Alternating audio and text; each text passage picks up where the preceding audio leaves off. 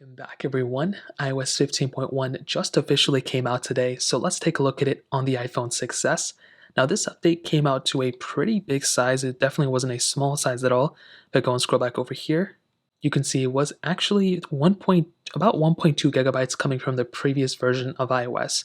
So keep that in mind. If you're coming from an even older version, it may be a little bit bigger. But so far, what I can tell you is that iOS 15 has gotten improvements throughout, and this specific update is actually a pretty big improvement update, but it also brought a pretty cool feature, which is Share Play. So for those of you who don't know, Apple kind of stated within iOS 15 that within FaceTime, you would now have the ability of actually going through and sending and sharing your screen to each other, which is really awesome. Now we actually have the ability built in to do that. So not only can you share your screen, but I'm pretty sure you can share videos, and I think within Apple TV or TV Plus, you can actually share your screen when you're playing those videos. So that's pretty cool. I will probably make a video on my second channel explaining that, which I already did, and I'll probably, go into more details about that. So that's a massive feature, right? Also, within the 13 Pro and 13 Pro Maxes, those iPhones, they also added the ability of now having ProRes video for those iPhones. Before it was only ProRes photos, but now it's ProRes videos, so that's really cool. Not really focused around this phone, but it is a really cool thing, and I'm really happy about that. There was also a little issue with the Photos application, where sometimes if you're trying to import photos or videos, it may tell you or glitch out and say, hey, storage is full or whatever. Apparently that has now been fixed. Within the Translate app, there's been some new languages, which is really cool.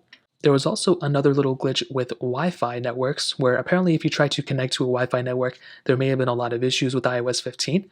Apparently that has now been fixed too, which is really cool. And there were so many other bug fixes and improvements that if you're on iOS 15, I'd probably recommend updating to it. But so far, it seems fairly stable. I currently have another iPhone 6s right here that is on iOS 14 that keeps getting this little issue where it says, unable to install. I've tried every single fix that I could think of, and it's still stuck on this panel, which is very weird. So what I can tell you is that if you are already on iOS 15, I would recommend installing 15.1. I think that's probably the best thing to do in this specific case. However, if you're on iOS 14, I would highly recommend staying on iOS 14. I would not go to iOS 15 right now on the iPhone 6s, mostly because this is the oldest supported iPhone. I haven't really had too many great experiences with the 6s on 15.1 or 15 in general. So 15.1 may fix it, but if you're on 14.8, I would recommend staying there. That's a very stable version of software, and I probably would not recommend going to 15.1, but if you're already on iOS 15, I would recommend just updating to it because it's the most stable version of iOS 15 so far. So in terms of that covers it up there. If you guys have any other questions or anything like that, let me know in the comment section below. Hit the like button, that would mean so much, but definitely hit that subscribe button.